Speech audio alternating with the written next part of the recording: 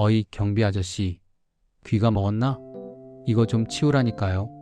서울 강남의 한복판 번쩍거리는 고급 주상복합 아파트. 정문 앞에서 날카로운 고함이 터져 나왔습니다. 지나가던 사람들이 깜짝 놀라 쳐다본 곳에는 70이 넘은 백발의 경비원이 허리를 굽힌 채 바닥에 떨어진 담배꽁초와 테이크아웃 커피컵을 줍고 있었습니다. 그리고 그 앞에는 30 초반쯤 되어 보이는 명품 로고가 박힌 패딩을 입은 젊은 남자가 짝다리를 짚고 서서 경비원을 내려다보고 있었습니다. 남자의 눈빛에는 경멸과 짜증이 가득했습니다. 경비원이 굽은 허리를 펴며 난처한 듯 웃음을 지었습니다. 아이고 죄송합니다. 제가 잠시 다른 곳을 청소하느라 못 들었습니다. 얼른 치우겠습니다. 하지만 젊은 남자는 그 사과가 마음에 들지 않는다는 듯 바닥에 침을 퇴하고 뱉었습니다. 침은 경비원의 낡은 구두 끝에 떨어졌습니다. 아니 나 참 더러워서 내 돈 내고 내가 관리비 내는데 이런 거 하나 제때 안 치우면 댁이 여기 있을 이유가 뭐야? 못 배워서 할 줄 아는 게 몸 쓰는 것밖에 없으면 눈치라도 빠르던가. 나이 먹고 눈치까지 없어서야 원. 젊은 남자의 입에서 나온 말은 비수처럼 날카로웠습니다. 못 배웠다, 나이 먹고 눈치 없다. 듣는 사람의 인격을 짓밟는 모욕적인 언사였습니다. 주변을 지나던 입주민들이 혀를 차며 수군거렸지만 아무도 나서지 못했습니다. 그 젊은 남자는 이 아파트 상가 1층에서 꽤 큰 카페를 운영하는 사장이었고 성격이 불같기로 소문난 인물이었기 때문입니다. 하지만 고개를 숙인 경비원 박 영감님의 표정은 의외로 담담했습니다. 그는 묵묵히 빗자루로 침 묻은 바닥을 쓸어낼 뿐이었습니다. 그 모습을 본 젊은 사장은 코웃음을 치며 자신의 외제차에 올라타 굉음을 내며 사라졌습니다. 사람들은 박 영감님이 불쌍하다고 저런 모욕을 당하고 어떻게 참냐고 걱정했지만 박 영감님은 그저 허웃으며 다시 묵묵히 아파트 단지의 낙엽을 쓸러갔습니다. 하지만 여러분, 세상에는 눈에 보이는 게 다가 아니라는 말이 있습니다. 그리고 사람은 겉모습만 보고 판단해서는 절대 안 된다는 진리도 있지요. 저 젊은 사장은 꿈에도 몰랐을 겁니다. 자신이 침을 뱉고 무시했던 저 초라한 경비원이 사실은 자신이 매달 월세를 내야 하는 이 거대한 주상복합 건물의 진짜 주인이라는 사실을 말입니다. 오늘 이야기는 땀 흘려 일하는 노동의 가치를 모르고 돈과 거치레로 사람을 평가했던 오만한 젊은이가 겪게 되는 인생 최대의 참교육, 그리고 진정한 부자의 품격이 무엇인지를 보여주는 통쾌한 한방에 대한 이야기입니다. 박 영감님, 아니 박 회장님은 자수성가한 500억대 자산가였습니다. 젊은 시절 맨주먹으로 상경해 남대문 시장 지게꾼부터 시작해서 안 해본 일이 없었습니다. 밥 굶기를 밥 먹듯이 하며 모은 돈으로 작은 건물을 샀고 타고난 성실함과 사업 수완으로 재산을 불려 지금은 강남의 빌딩 몇 채를 가진 알부자가 되었습니다. 하지만 박 회장님에게는 고민이 하나 있었습니다. 은퇴하고 나니 도무지 할 일이 없어 몸이 근질거렸던 것입니다. 골프도 쳐보고 해외여행도 다녀봤지만 평생 몸을 움직여 일하던 습관이 밴 그에게는 그저 지루한 시간 낭비처럼 느껴졌습니다. 집에서 빈둥거리니 소화도 안 되고 허리만 아팠습니다. 그래서 그는 결심했습니다. 내가 제일 잘하는 걸 하자. 몸을 움직이자. 그는 자신의 신분을 숨기고 자신이 소유한 주상복합 아파트의 경비원으로 취직했습니다. 관리소장에게는 미리 귀띔을 해두었기에 가능한 일이었습니다.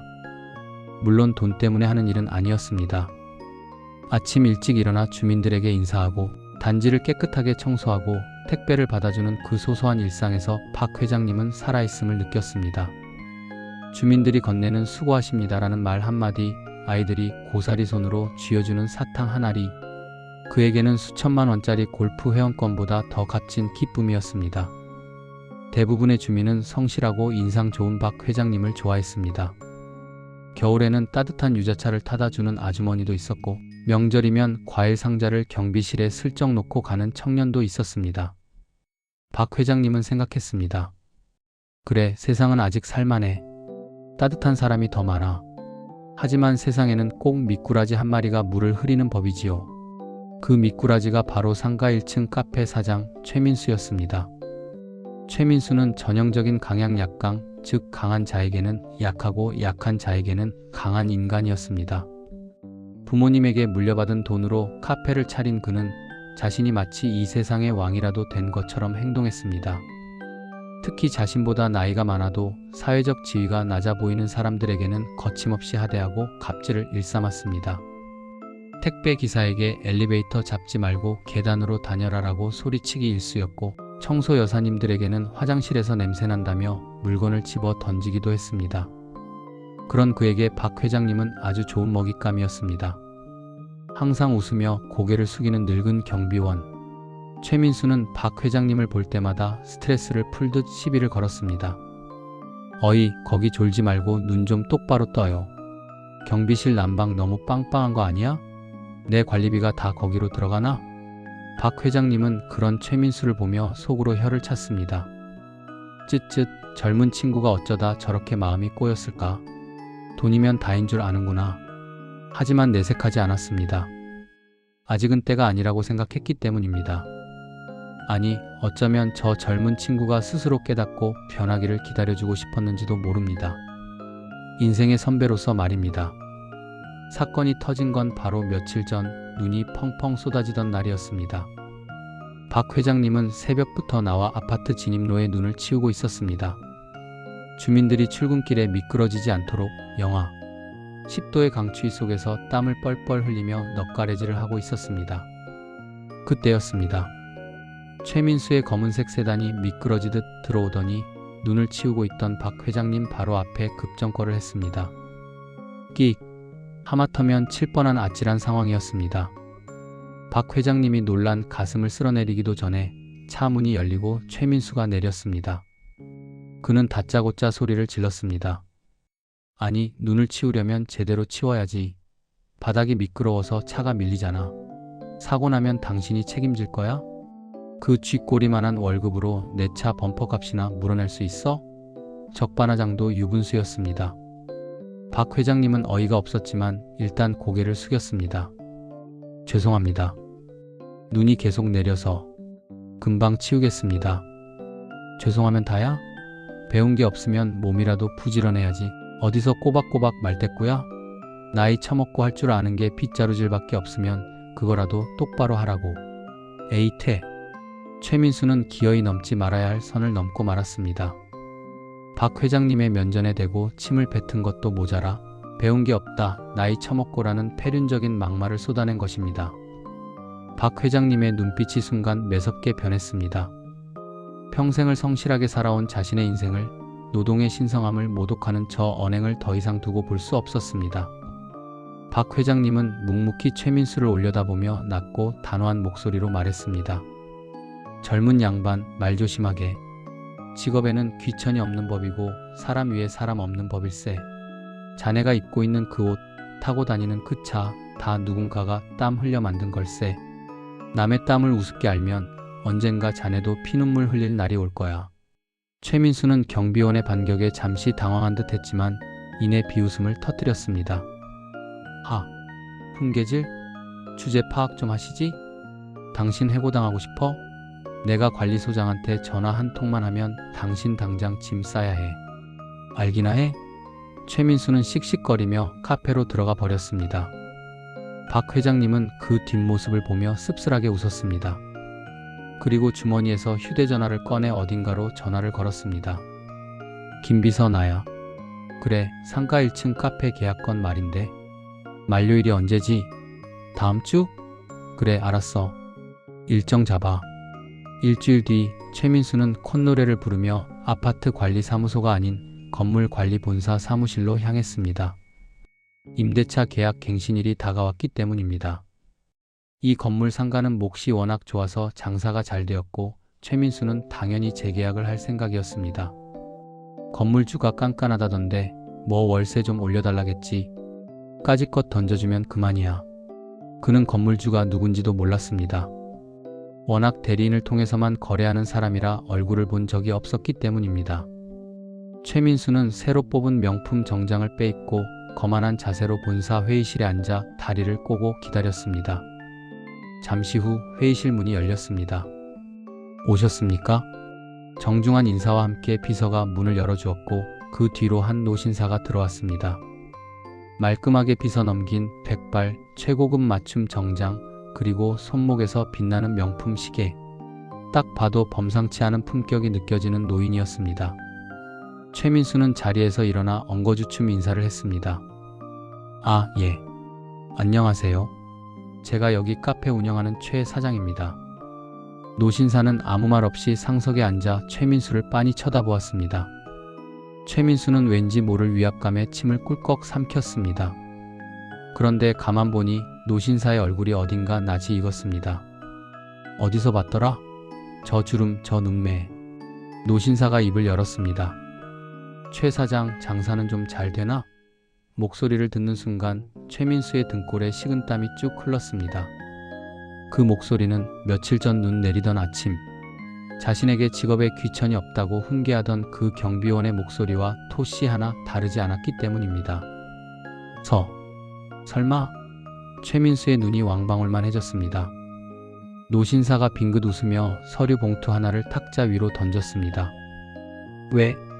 경비복 입고 빗자루 들고 있을 땐 사람 같지도 않아 보이더니 양복 입고 앉아있으니 이제야 좀 사람으로 보이나? 아저씨. 아니, 회장님? 최민수는 다리에 힘이 풀려 그 자리에 주저앉고 말았습니다. 머릿속이 하얗게 변했습니다. 자신이 바닥에 침을 뱉고 욕을 하고 무시했던 그 늙은 경비원이 바로 이 건물의 주인이었다니. 자신의 생사여탈권을 쥐고 있는 건물주였다니. 상상조차 하지 못한 반전이었습니다. 박 회장님은 차가운 표정으로 말했습니다. 자네가 며칠 전에 그랬지? 못 배워서 할 줄 아는 게 몸 쓰는 것밖에 없다고. 그래, 나는 가방끈이 짧아. 초등학교도 겨우 나왔으니까.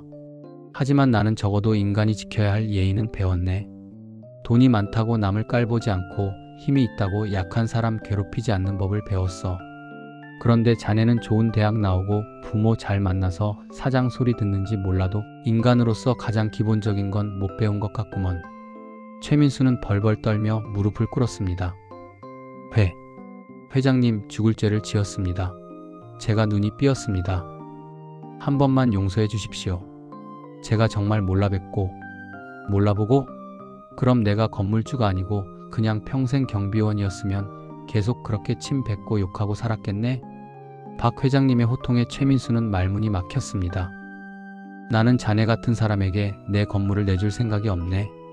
내 건물에서 땀 흘려 일하는 청소부, 경비원, 택배 기사들, 그들은 모두 자네보다 훨씬 훌륭하고 귀한 사람들이야. 그들을 존중할 줄 모르는 사람은 내 파트너가 될 자격이 없어. 회장님, 제발요.